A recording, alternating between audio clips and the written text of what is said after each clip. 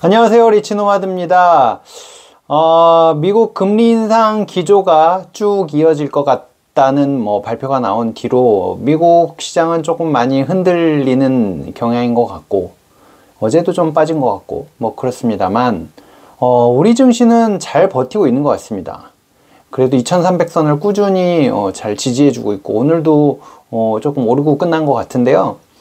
이게 여러 가지 분석이 나올 수 있지만, 홍콩이나 대만이나 이런 쪽에서 빠져나온 자금이 우리나라로 들어오는 게 아니냐, 이런 얘기도 있습니다. 보면은 삼성전자나 하이닉스, LG 에너지 솔루션, 삼성 SDI 이런 쪽에 보면 외국인들 수급이 좀 많이 들어오거든요. 이런 추세가 앞으로 어떻게 될런지 좀 관심이 가긴 합니다. 하지만 미국이 이제 계속 금리 인상의 추세를 그러니까 추이를 계속 지속할 것 같다라는 얘기가 나오고 있는 상황에 따라서 우리가 또 어떻게 대응할지 좀 고민을 해봐야 되는데요. 뭔가 반전이 좀 빨리 오지는 않을 것 같다는 생각이 듭니다. 그래서 약간은 보수적으로 대응을 해야 되는 상황들이 조금 더 길어져야 되지 않을까 하는 생각이 드는데, 또 요즘 이제 예금 금리가 많이 올라가다 보니까 예금에 넣어놓을까 하는 생각을 갖고 계신 분들도 꽤 많은 것 같습니다. 근데 이것도 좀 잘 알아봐야 되겠더라고요. 이제 금리가 올라가는 건 좋은데, 금리가 이제 그 중에서 높은 게 대부분 저축은행이나 이제 다른 금융기관들인데, 이금융기관들인데, 함부로 또 이게 들어갈 게 아니더라고요. 좀 조심해야 될 부분이 있어서 그 얘기를 오늘 한번 해볼까 합니다. 고금리 예금을 가입할 때 꼭 알아야 될 내용입니다. 일단은 최근에 금리가 계속 상승되고 있고 자금 시장이 이제 경색되면서 고금리 예금이나 적금의 이제 상품이 많이 늘어나고 있는데요. 이제 예금 같은 경우는 연 이율이 5에서 6% 수준의 상품들이 나오고 있습니다. 적금의 경우는 1금융권인데 6.6% 이렇게까지 나오더라고요. 제가 이제 엊그저께 1금융권의 모 은행 사이트 들어가서 봤더니, 근데 물론 한도가 월 50만 원까지밖에 안 되긴 하지만 6.6%, 어마어마하죠. 예금 같은 경우도 4.7% 정도 나오더라고요. 1금융권인데 3년까지 들 수 있게 이렇게 되어 있던데, 어찌됐든 이렇게 이제 금리가 높은 상품들이 나오고 2금융권 저축은행이 이런 데는 6% 넘는 예금들도 나오고 있어서 여기다 넣으면 되는 거 아니야? 그럼 5천만 원까지 보호해 준다며? 라고 알고 있는 게 이제 사람들의 일반적인 지식입니다. 저도 그렇게 알고 있었고요. 조금 자세히 살펴봤더니 약간 챙겨야 될 게 있습니다. 이제 예금자 보호법이란 거에 의해서 보호를 받긴 하는데, 원금과 이자를 합하여 1인당 최고 5천만 원까지 보호를 받는다 까지는 많이 알고 계실 거예요. 근데 이게 모든 은행이 다 되는 게 아니고요, 이자도 전액 보호가 되는 게 아닙니다. 요거 한번 조금 자세히 살펴볼까 합니다. 예금자 보호법 적용 대상이 있습니다. 모든 게 되는 게 아니고, 은행 예금, 외화 예금, 적금, 부금, 표지어음, 증권사에 보면 고객 예탁금 있거든요. 투자하기 전에 넣어놓는 거. 그리고 이제 보험사의 개인보험이나 퇴직보험 같은 거는 이제 예금자 보호법에 의해서 보호를 받는다고 합니다. 하지만 예금자 보호법에 미적용 받는 보호를 받는 은행이라고 해도 이제 미적용 받는 게 있는데, 양도성 예금 증서나 환매 조건부 채권, 수익증권, 실적 배당형 신탁 상품이나 이런 것들은 예금자 보호법이 적용되지 않는다고 하니까 이제 가입할 때 이게 되는 건지 안 되는 건지 잘 확인을 하고 들어가셔야 됩니다.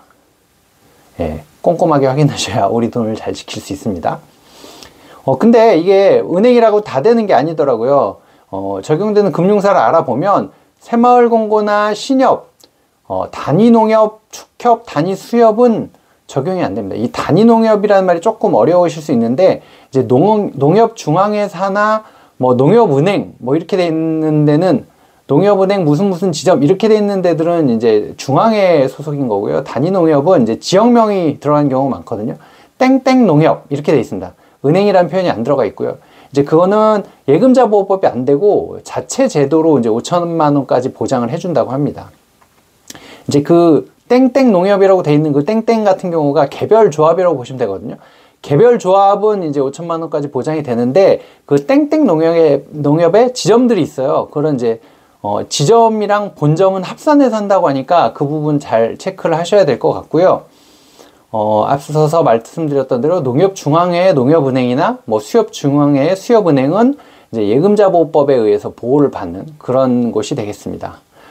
근데 아까 단위 조합들의 출자금, 이제 뭐 새마을금고나 등등등도 마찬가지인데, 출자금으로 되는 것들은 보호 대상이 아니니까 이것도 잘 체크하셔야 되고요. 우체국도 예금자보호법에 의해서 보호를 받는 게 아니라고 합니다. 예금자보호법이 적용이 안 되는데, 대신에 우체국에서 판매하는 예금은 국가가 전액 지급을 보장한다고 하니까 뭐 이건 조금 더 안정적으로 생각이 되는 부분이 있네요. 좀 잘 알아보시고 내가 할 수 있는 그 예금이 보호를 받는 것인지 확인해야 될 것 같습니다.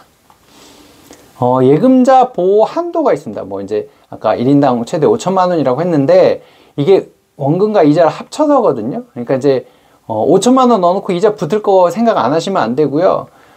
이제 5천만 원이 혹시 이제 넘는 경우에는 그 넘는 부분에 대해서는 이제 그 은행이 뭐 청산을 하면 자산을 매각해 갖고 남는 거를 이제 비율대로 뿌려주거든요. 일부 환수가 되는데 안 되는 경우가 많으니까 이제 아예 그 부분을 안심할 수 있게끔 구조를 짜서 두셔야 되겠죠. 뭐 그래서 5천만 원까지 된다 그러니까 뭐 이자 감안해서 뭐 4,500만 원만 넣는다든지 뭐 이제 이걸 계산해서 넣으시면 될 것 같고요. 이자 적용 기준이 근데 뭐 요새 6%, 7% 막 준다 그래서 6%, 7%를 다 합쳐서 5천만 원을 보장해 주는 게 아니고요.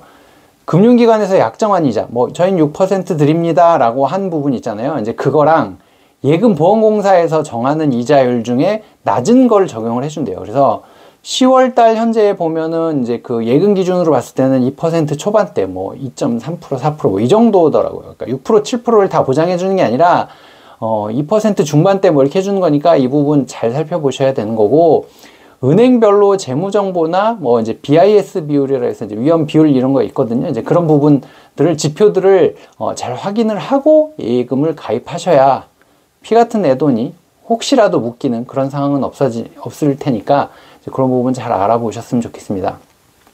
그러면 혹시라도 그런 일은 있으면 안 되겠지만 내 돈이 묶였다. 얼마 만에 받을 수 있느냐? 이제 이게 영업 중단이 없이 그러니까 제3자 매각이 돼서 계약이 이전되는 방식일 경우에는 7일 이내에 지급하는 게 이제 예금 보험 이제 공단의 목표이고요. 그래서 3일에서 5일 정도면 이제 뭐 받을 수 있대요. 근데 문제는 이게 청산이 돼 버리는 경우가 있거든요. 이제 좀 골치 아픈 경우인데, 이렇게 되면은 최소 2개월에서 뭐 최대 12개월까지 걸린 사례가 있다고 합니다. 그러니까 혹시라도 급하게 막 찾아야 되는 돈인데 묶여버리는 경우가 되면 안 되니까 그런 거 감안하셔서 하셔야 되고요.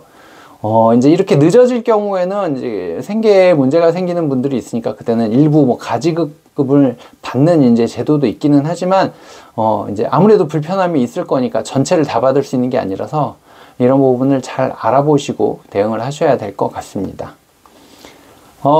이제는 뭐 예금도 좀 생각해 봐야 되고, 배당주가 더 나을까? 뭐 예금이 나을까? 뭐 금리 다 올라갔는데 안전하게 그냥 예금 들어가는 게 낫지 않나? 뭐 여러 가지 생각을 해볼 수 있는데요.